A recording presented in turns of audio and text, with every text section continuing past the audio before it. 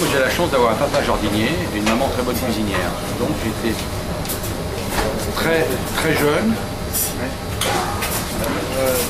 Très jeune, j'ai mis en évidence les deux. Je me suis très vite rendu compte qu'une salade fraîchement cueillie ou que les radis du jardin de mon père avaient un autre goût parce que c'était bien fait, quoi, tout simplement. Donc, et que ma mère pouvait faire cette cuisine que si elle avait ces produits-là. Donc, moi je dis que c'est ancré dans ma mémoire, dans mes papilles, je dirais même dans ma papillothèque, pour que, voilà, j'ai un respect profond parce que je me souviens que mon père se levait des fois au printemps à 4 h du matin pour aller faire du feu dans le potager pour éviter que ces soumis gèlent. Donc nous on n'en est jamais confronté à ça. Lorsque les produits arrivent chez nous, c'est très facile. La transformation, c'est quelques secondes pour un filet de rouget, un peu plus pour une volaille, mais on est dans l'instantanéité en permanence. Alors que tous ceux que j'appelle moi les artisans de la terre et de la mer et que j'appelle mes partenaires, il y a une notion de temps à chaque fois qui est très importante. Nous, l'attention, c'est sur quelques secondes. Eux, c'est sur plusieurs mois, plusieurs semaines. Donc, ça, moi, j'ai ça ancré en moi. Et c'est pour ça que j'essaie de faire prendre conscience à toute l'équipe qu'une carotte mérite autant de respect qu'un lobe de foie gras de canard ou qu'un homard.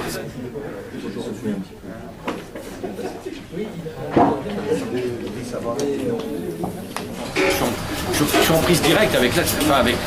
Déjà, je suis très proche, j'ai une maison à la campagne, où j'ai moi-même un potager, j'ai des volailles et tout ça, parce que j'ai besoin, en fait, c'est tellement ancré aussi. Moi, j'ai vu mes grands-parents vivre pratiquement en autarcie.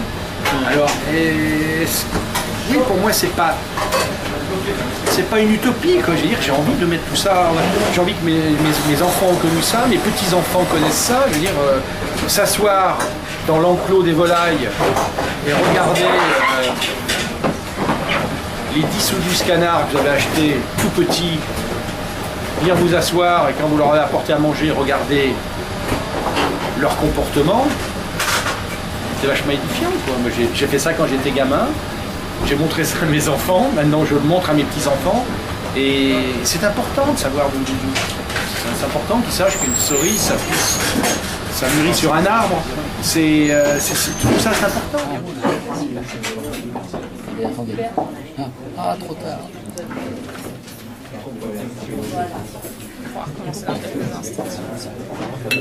Voici un verre de Riesling dans la continuité. Riesling, terroir de Rébeauvillé, champ de Ostertag 2006. Je n'étais pas né en France, il y a 50 et quelques années, je n'aurais pas gagné des cuisiniers. Aujourd'hui, je crois qu'on peut naître. Enfin, la France a montré un tel exemple.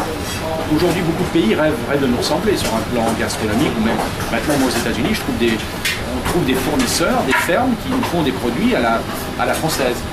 Et je dis qu'aujourd'hui, justement, grâce un peu à la France, grâce à cet ancrage fort et à cette singularité, aujourd'hui, je crois qu'on peut naître aux États-Unis et avoir envie de cuisiner.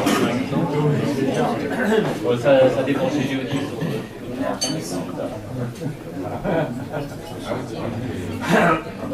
Ça fait 40 ans que je fais ce métier.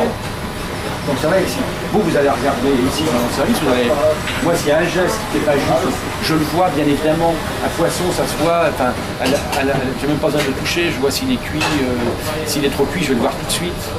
De temps en temps je goûte, et puis bon, puis là je me repose quand même sur des gens qui connaissent leur métier, qui connaissent tout ça, mais même ça, moi, je suis là pour voir, pour sentir, même plus que voir, pour sentir.